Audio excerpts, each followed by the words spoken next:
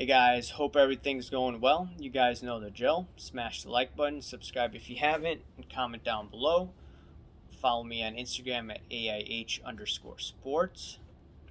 Also, I just did a video on Rumble. If you're interested, you can check it out. I talk about Enes Kanter and LeBron James. I just save those type of videos for Rumble now. Now, a few things. My video yesterday talking about money laundering. So here's the deal. I did a little more research on this, and the person wasn't Juan Uribe, it was Jose Uribe. Okay.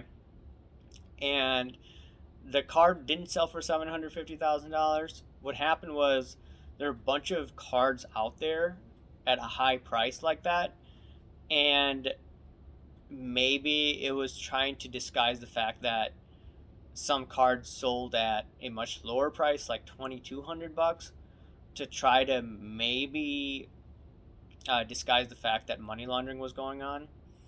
Now, obviously, I cannot prove that, but it's really strange for a Jose Uribe card, raw card, 3 years ago to sell for $2,200. Just saying. Now, the other thing I want to show you is this. It's World Series 2016 edition limited set. There's 15 cards. A friend gave this to me for my birthday a few years ago. And in this set, I show you some of the cards that I have and some of my collection. It just has the 2016 World Series players and some great pictures. It has Arrieta. Didn't do so well this year. We got released by the Cubs, actually. This is a Cubs celebrating. This is a nice picture. And a few other pictures. This was Wrigley before Game 3, before the pandemic 5 years ago. No one's wearing a mask. Everything seemed normal back then. A few other cards as well. There's definitely Chapman. He was overused by Joe Madden. But still, it was a great World Series. 7 games. Probably the best World Series of my life. I don't remember some of the other ones that went to Game 7, like the Braves and the Twins in 1990. There was another good World Series. I'm just thinking, what's the best World Series of all time? For me, I'm biased. I have to say Cubs and Cleveland Indians, but who knows? Oh, yeah, they have a name change, but whatever their name's going to be next year or the year after.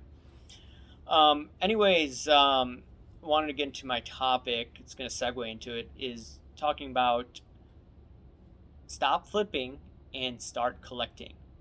And some people may be like, dude, you talk about flipping baseball cards, potential flips. And I'm like, yeah, I do talk about it, but that's not most of what I do now. And if you've seen my videos, I buy cards or autographs that aren't going to go up too much in value.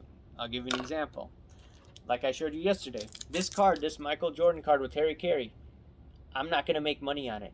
Okay, it's spent $25 or whatever, $30 PSA 8 card.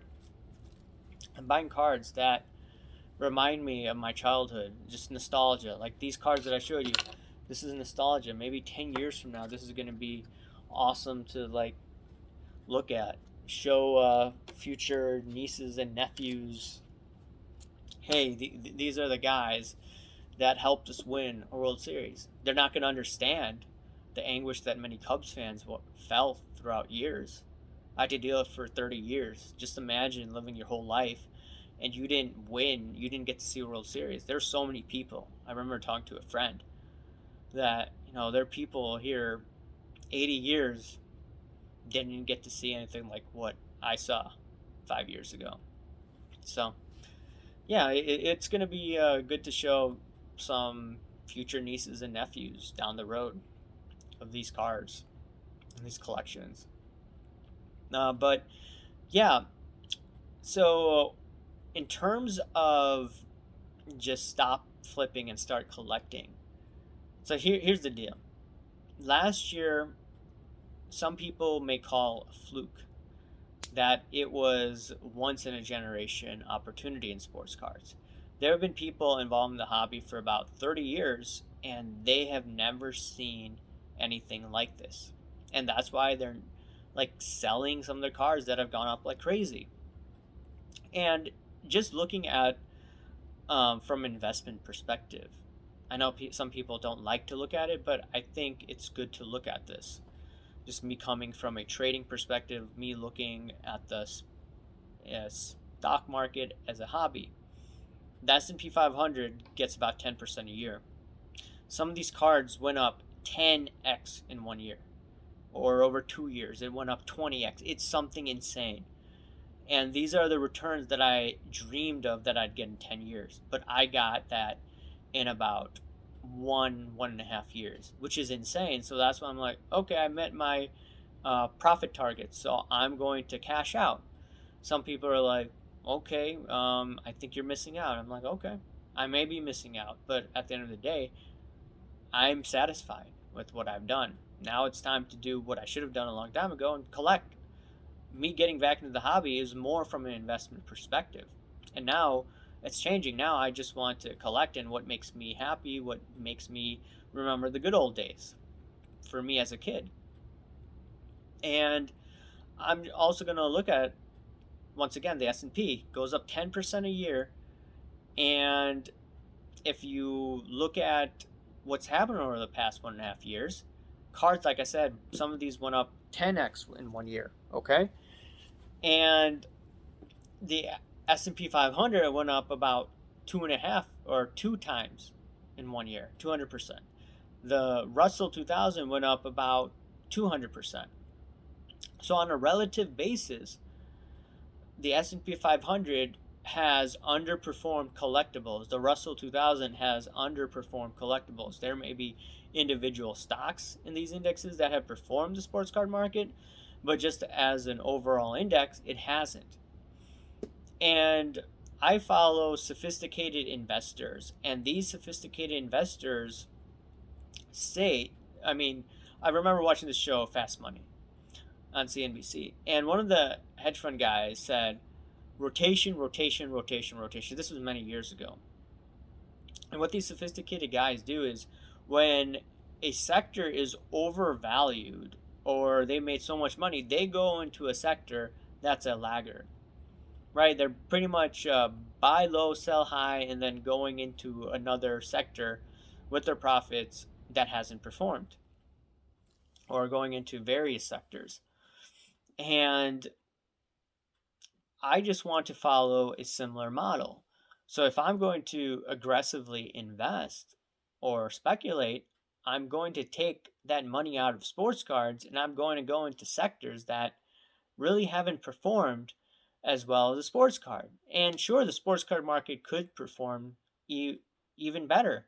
I understand that, but I want to go into a sector that hasn't done as well. I'm looking at, for instance, the S&P 500 on pullbacks, looking at some options trades that I'm looking at. Same thing with the Russell 2000. I'm looking at some precious metals, ETFs, gold, silver ETFs, particularly. And now, this is not investment advice. This is just what I'm looking at. So, from an investment perspective, that's what I'm doing. Now, from a sports card perspective, I'm just collecting. I want items that I hope won't go down too much. So I'm looking at autographs, for instance. I showed you a bunch of autographs in the previous videos. And I understand that's not going to go up too much. It's not going to go up like 10x. It's not going to go up 15x like some of these cards. I understand that.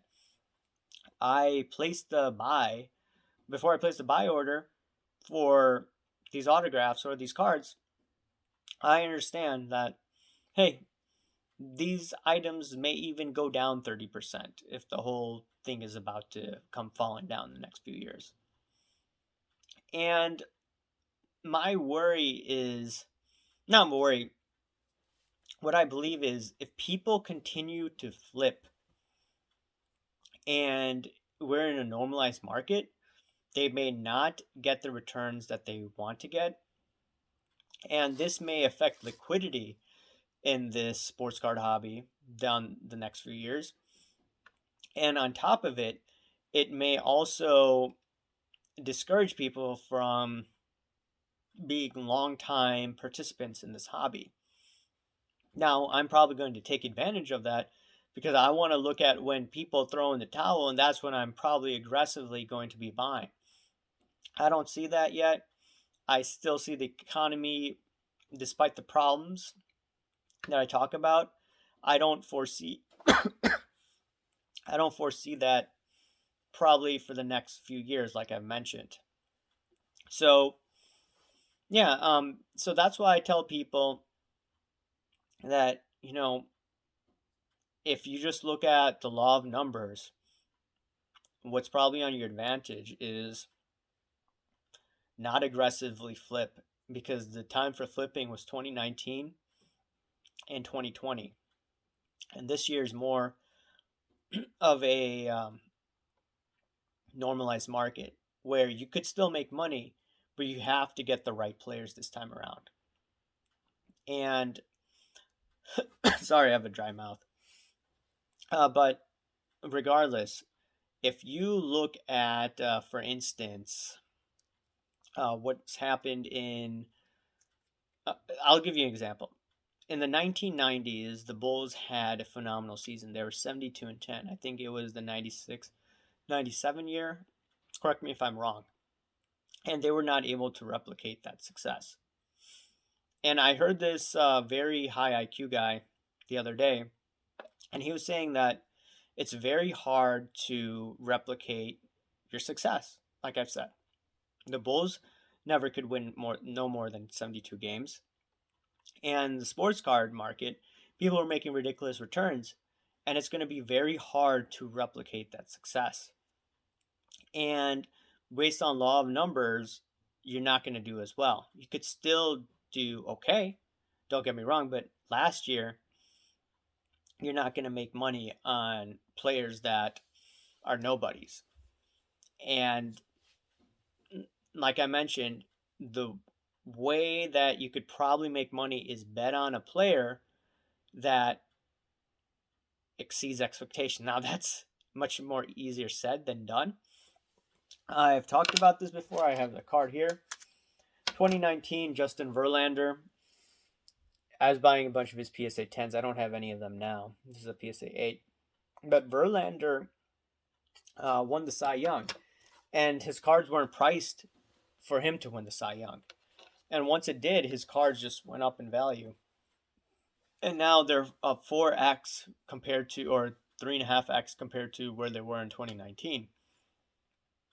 Part of the reason was obviously the pandemic boosted prices, and two, he won a Cy Young. And if you look at someone like Max Scherzer, I sold one of his cards, but his price went up as well because he won a World Series with the Nationals. And also the pandemic also helped his card prices go up.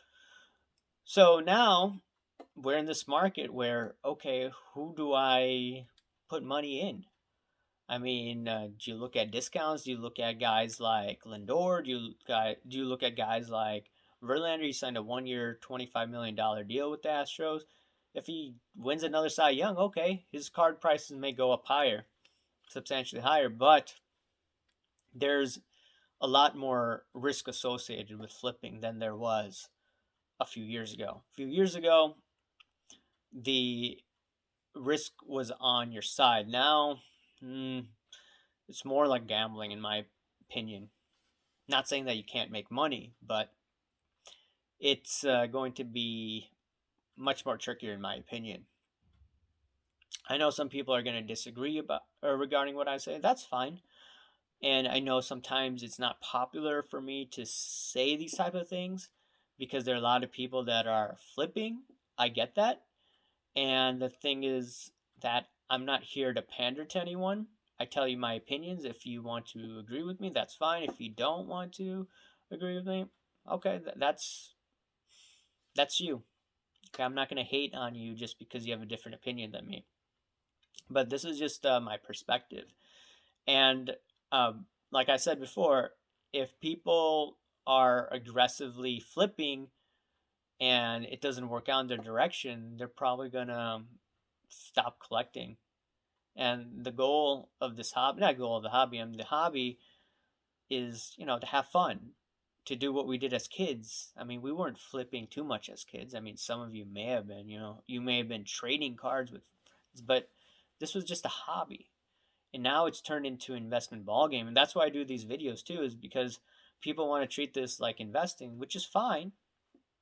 But if you are going to invest, you gotta, look at things investors look at. And yeah, so all I have to say is just enjoy this hobby. Don't stress out and buy cards, if you can afford to do so, without hitting, without emptying your bank account. And also, at the end of the day, have fun. Buy cards that remind you of your childhood, of nostalgia. And yeah. All right, guys. Let me know what you think.